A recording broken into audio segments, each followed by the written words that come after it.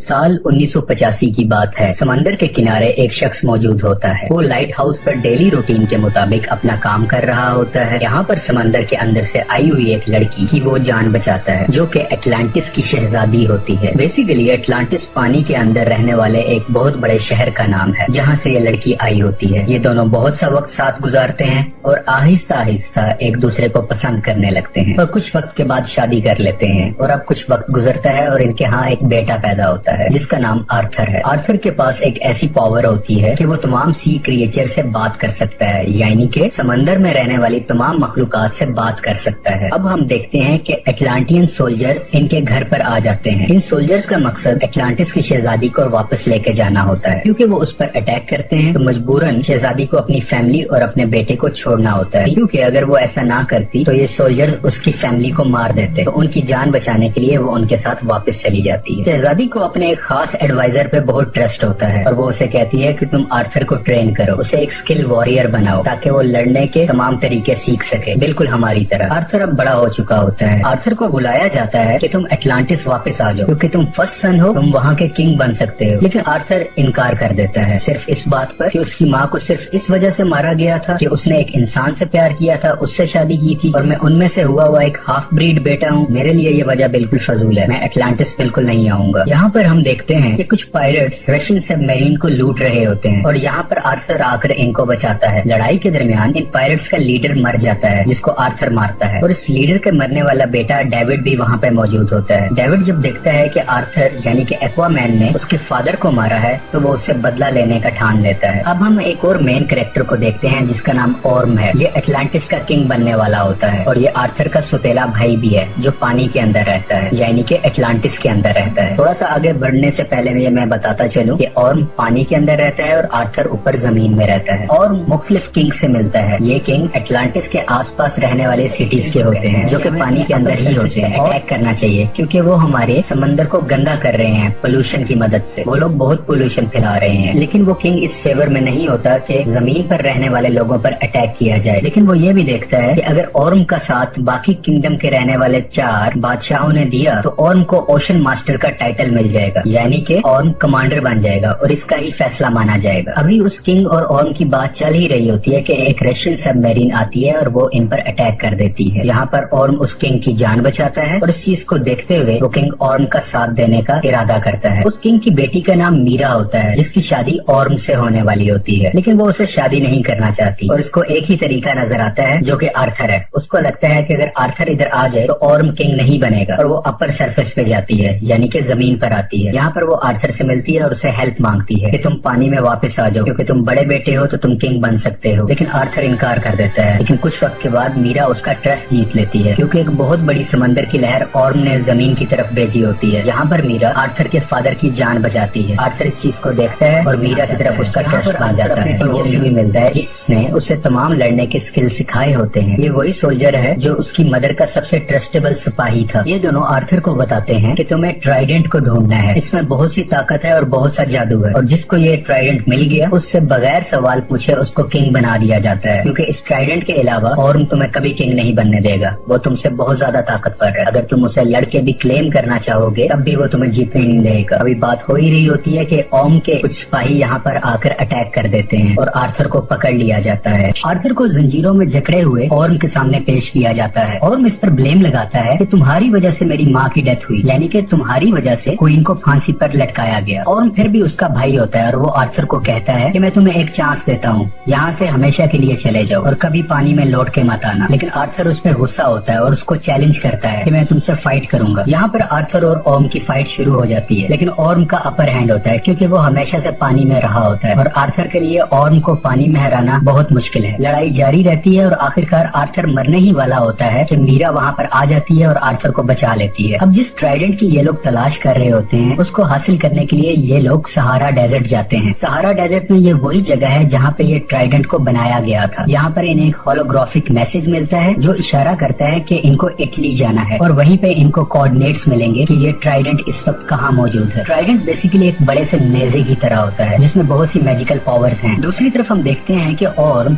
David से मिलता है। डेविड वही शख्स है जो मरने वाले पायरेट का बेटा था और एक्वामैन से बदला लेना चाहता है। यहाँ पर हमें ये भी रिवील होता है कि वो रशियन सबमरीन میرین جس نے پانی کے بادشاہ پر اٹیک کیا تھا وہ ڈیوڈ اور اورم کی ملی سازش سے ہوا تھا، یعنی کہ یہ اورم کا ہی پلان تھا کہ ڈیوڈ اس بادشاہ پر اٹیک کرے اور وہ اس کی جان بچا لے، جس کی سمپتھی میں وہ بادشاہ اورم کا ساتھ دے۔ اورم یہاں ڈیوڈ کو لیٹسٹ اٹلانٹین بیٹل سوٹ بھی دیتا ہے۔ یہ بہت ماڈرن ٹیکنالوجی ہوتی ہے جو صرف پانی میں رہنے والے لوگوں کے پاس ہو۔ ڈیوڈ اس ٹیکنالوجی کو ٹیسٹ کرتا ہے اور اس کو دیکھ کر بہت خوش ہوتا ہے کہ اب اس کا بدلہ پورا ہوگا آرتھر کو مار کے۔ یہاں پر اورم ایک اور پانی میں رہنے والے کنگڈم جس کا نام کنگڈم آف فشر مین ہے ان کے کنگ کو مار دیتا ہے اور ان کو مجبور کرتا ہے کہ وہ اورم کا ساتھ دیں، کیونکہ کنگڈم آف فشر مین کے کنگ مر چکے ہوتے ہیں۔ وہ کوئن اور پرنسس کو فورس کرتا ہے اور انہیں کہتا ہے کہ تم اگلی قطار میں یعنی کہ جنگ کی اگلی لائن میں لڑو گے، اور ان کو فوج جمع کرنے کے لیے کہتا ہے۔ یہاں پر ہم ڈیوڈ کو دیکھتے ہیں جو اورم کی طرف سے دیے گئے ماڈرن ٹیکنالوجی کو کچھ بدلتا ہے اور اپنے لیے ایک سپر ہیرو سوٹ بناتا ہے۔ یہ اس کا نام بلیک مینٹا رکھتا ہے۔ ڈیوڈ اس سوٹ کو پہن کر بہت پاورفل ہو جاتا ہے، اور اب ہم دیکھتے ہیں کہ آرتھر اور میرا اٹلی کے اندر جا رہے ہوتے ہیں انہی کوآرڈینیٹس کی تلاش میں، اور یہ وہاں پر اٹیک کر دیتا ہے۔ ڈیوڈ یعنی کہ بلیک مینٹا اور آرتھر کی بہت لڑائی ہوتی ہے۔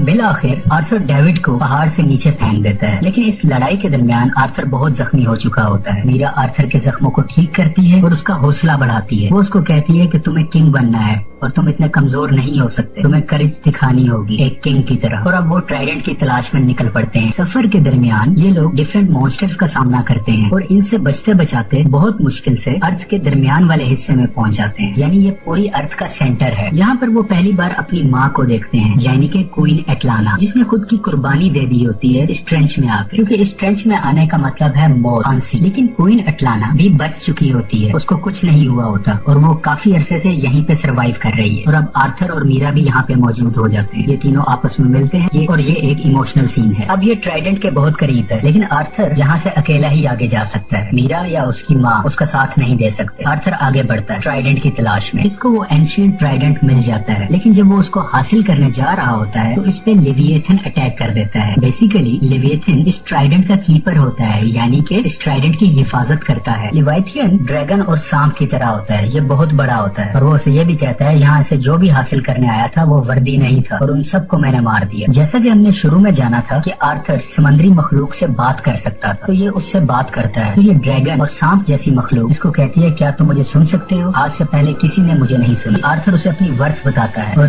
کلیم کرتا ہے کہ یہ ٹرائیڈنٹ کا حقدار میں ہوں اور میں وردی ہوں کہ 7 سیز پر میری حکومت ہونی چاہیے۔ بالآخر لیویتھن اس کی بات مان لیتا ہے اور آرتھر اس ٹرائیڈنٹ کو حاصل کر لیتا ہے۔ یہ ٹرائیڈنٹ حاصل کرنے کے بعد آرتھر کی پاورز بہت زیادہ بڑھ جاتی ہے اور اس کا کاسٹیوم بھی چینج ہو جاتا ہے۔ سمندر کے اندر رہنے والے تمام کنگڈمز اورم کا ساتھ دے رہے ہوتے ہیں، اسی وجہ سے اورم کو اوشن کا ساتھ دینے والے کنگڈمز کو پتا چلتا ہے کہ آرتھر نے ٹرائیڈنٹ حاصل کر لیا ہے، اور رول اور قانون کے مطابق جس کے پاس ٹرائیڈنٹ ہوگا وہی اصلی کنگ ہوگا، وہی اوشن ماسٹر ہوگا، اس سے کوئی سوال نہیں پوچھا جائے گا۔ ان کو کنفرمیشن ملتی ہے کہ ٹرائیڈنٹ اب آرتھر کے پاس ہے، لیکن اورم کو غصہ آتا ہے اور وہ کہتا ہے کہ ٹرائیڈنٹ حاصل کرنے سے کچھ نہیں ہوتا، جو سب سے زیادہ بہادر ہوگا، جس کے پاس زیادہ سکلز ہوں گے، وہی اوشن ماسٹر ہوگا، وہی سب کنگڈمز پر حکومت کرے گا۔ یہاں پر ایک بار پھر سے آرتھر اور اورم کی لڑائی ہوتی ہے جو ایک سب میرین کے اوپر ہو رہی ہوتی ہے۔ آرتھر اورم کو اس لڑائی میں ہرا دیتا ہے، لیکن وہ اس کو جان سے نہیں مارتا اور اس کو زندہ چھوڑ دیتا ہے، اور یہاں پر کوئن ایٹلانا بھی سامنے آ جاتی ہے۔ وہ جب دیکھتا ہے کہ آرتھر نے اس کی مدر کی جان بچائی ہے وہ اپنی قسمت کو مان لیتا ہے اور ہار مان کے خود کی گرفتاری دے دیتا ہے، اور اٹلانٹس کے سولجر اس کو پکڑ کر لے جاتے ہیں اور مووی یہاں پہ ختم ہو